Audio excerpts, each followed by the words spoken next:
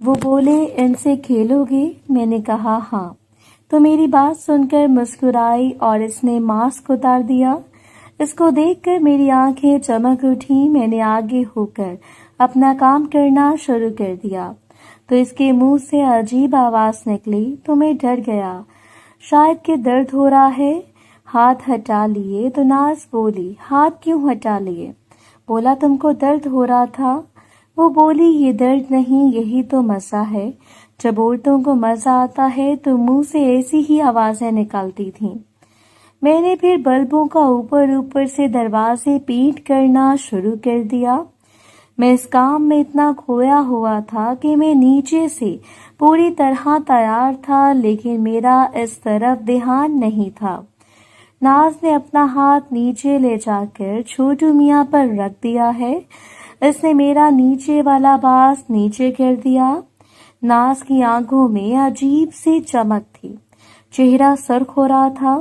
ناز نے اپنا بازو چھوٹو میاں کے ساتھ لگا کے ناپا تو دونوں میں کوئی فرق نہیں تھا۔ ناز بولی سائمہ کی حالت اسی وجہ سے بری ہوئی ہے۔ وہ بولی کیا کھاتے ہو؟ میں بولا یہ اوپر والے کی دین ہے۔ ناز بولی بہت خوش نصیب ہو۔ اپنے ہاتھ سے دروازہ پینٹ کرنے لگی۔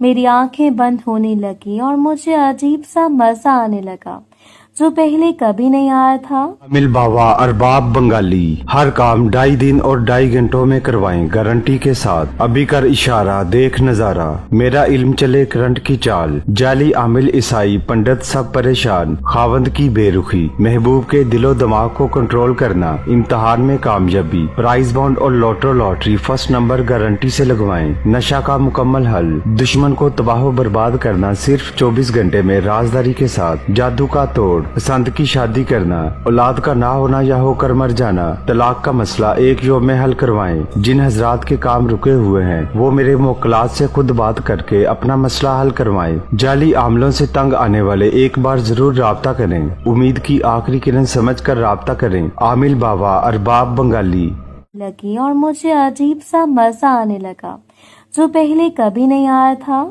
ناز بولی یہ تو میرا کبارہ کر دے گا۔ اس کے بعد اس نے میرا منہ پکڑ کر بلند پر رکھ دیا اور آپ نے مجھ سے دروازہ پینٹ کرنے کو کہا۔ میں نے ویسا ہی کرنا شروع کر دیا۔ تھوڑی دیر بعد ناز بولی میں تھک گئے ہوں، بیڈ پر چلتے ہیں، اور پھر بیڈ پر آ گئے۔ پھر میں اوپر آ کر اس کا دروازہ اوپر سے پینٹ کرنے لگا اور کچھ دیر بعد اس کی ٹرین اسٹیشن پر پہنچ گئی۔ اب وہ ایسے پڑی تھی جیسے مردہ پڑا ہوتا ہے۔ میں نے پوچھا کیا ہوا تو ناز بولی میری ٹرین اسٹیشن پر پہنچ گئی ہے۔ میں نے پوچھا کیا ہوا؟ وہ بولی رک جاؤ، میری ٹرین اسٹیشن پر پہنچ چکی ہے۔ جیسے تمہاری ٹرین اسٹیشن پر پہنچتی ہے ایسے ہم لڑکیوں کی ٹرین بھی اسٹیشن پر پہنچتی ہے۔ اسی سکون کے پیچھے تو دنیا مرتی ہے۔ مجھے اپنے نیچے درد ہونا شروع ہو گیا۔ میں نے ناز کو بتایا تو وہ بولی میں اس کا علاج کرتی ہوں۔ پھر اٹھ کر بیٹھ گئی اور مجھے کہنے لگی تم لیٹ جاؤ۔ میں نے اس کا حکم مانا اور لیٹ گیا اور ناز نے لالی پاپ والا کام شروع کر دیا۔ وہ بہت مشکل سے یہ کام کر رہی تھی کیونکہ چھوٹو میاں کا سر کافی بڑا تھا۔ ناز میرے استاد غفورے کی بہو تھی جو بہت ہی خوبصورت تھی۔ وہ بولی ہر لڑکی یہ کام نہیں کرتی، لیکن میں تمہیں ہر پہلو سے روشناس کروانا چاہتی ہوں۔ تھوڑی دیر بعد وہ اٹھی اور اس نے اپنا نیچے والا باز نیچے کر دیا اور بولی آؤ میں تم کو دوسرے جہاں کی سیر کرواؤں۔ تم نے اوپر والا حصہ تو دیکھ لیا، اب آؤ تم کو نیچے کی سیر بھی کرواؤں۔ میں نے ان سے دیکھا تو نیچے والا حصہ کافی خوبصورت تھا۔ وہ بولی چھوٹی عمر کی لڑکی کا دروازہ تم نے خود پینٹ کرنا ہے، جبکہ ایک تجربہ کار لڑکی تمہیں بھی انجوائے کروائے گی اور خود بھی کرے گی۔ پھر ناز نے میرا ہاتھ پکڑ کر خزانے کے اوپر رکھ دیا اور مجھے الادین کا چراغ رگڑنے کو کہا۔ میں اس کے کہے پر عمل کر رہا تھا اور الادین کا چراغ رگڑ رہا تھا۔ وہ بولی جیسے میں نے لالی پاپ والا کام کیا تھا تم بھی کرو۔ مجھے تھوڑی کوفت ہوئی لیکن مجھے سب سیکھنا تھا۔ میں نیچے ہوا اور اوپر سے لالی پاپ والا کام شروع کر دیا مجھے بہت عجیب لگ رہا تھا لیکن میں کرتا رہا۔ تھوڑی دیر بعد میں نے ناز کو کہا کہ چھوٹو میاں میں بہت درد ہو رہی ہے اور ساتھ ہی شرما گیا۔ ناز نے کہا شرمانا چھوڑ دو گے تو کامیاب رہو گے۔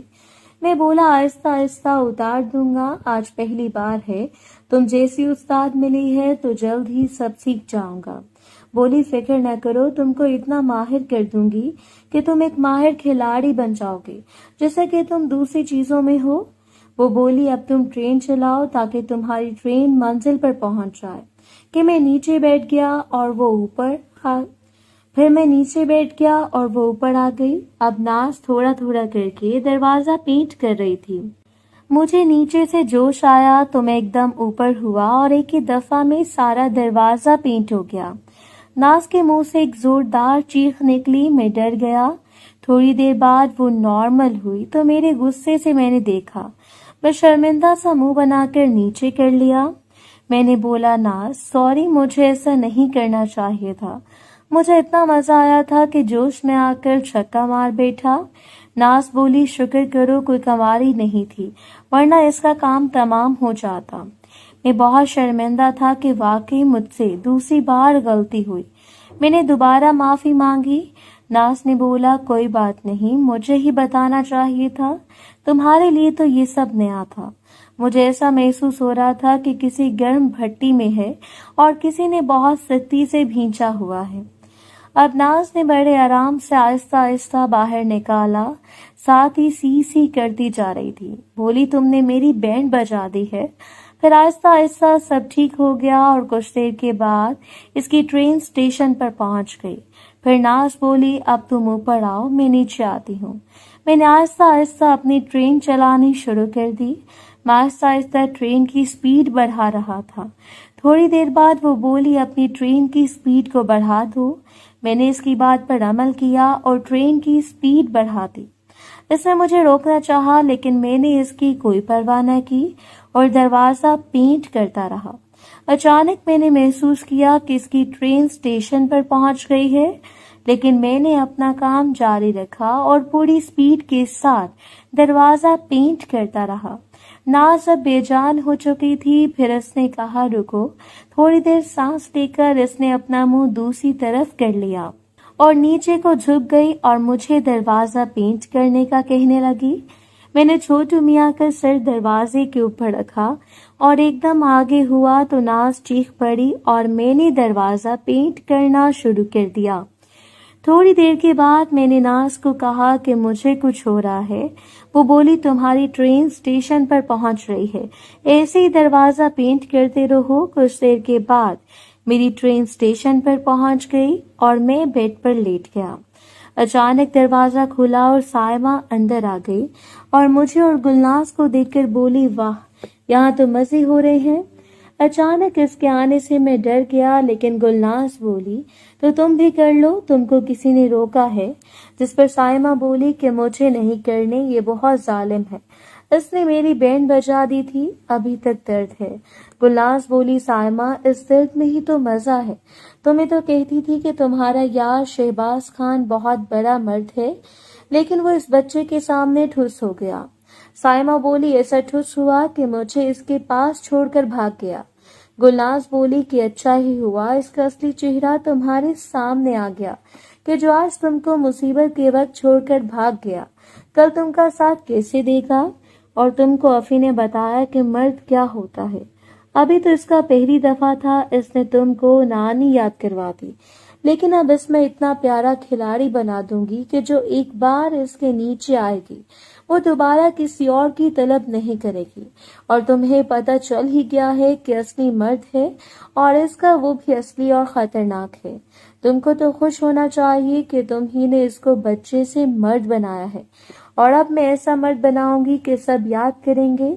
سائمہ بولی ہاں ہاں بناؤ، آج اس کو سکھا رہی ہو، جب یہ سیکھ جائے گا تو اس کو تمہاری ضرورت نہیں رہے گی اور تمہیں چھوڑ دے گا۔ مرد ہوتا ہی ایسا ہے۔ میں کب سے خاموش تھا اور دونوں کی باتیں سن رہا تھا۔ بولا کہ جو مرد ہوتا ہے وہ اپنی زبان کا پکا ہوتا ہے، اور پٹھان کے پاس زبان کے سوا ہوتا کیا ہے؟ جاؤ میں زبان دیتا ہوں کہ گلناز کو کبھی نہیں چھوڑوں گا۔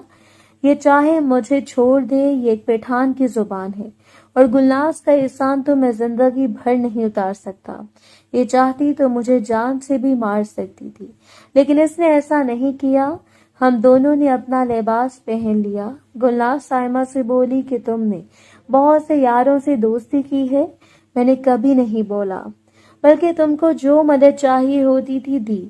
اب میں نے ایک دوست بنایا ہے، لیکن بنایا ایسا ہے کہ جیسا شاید کسی کا دوست نہ ہو۔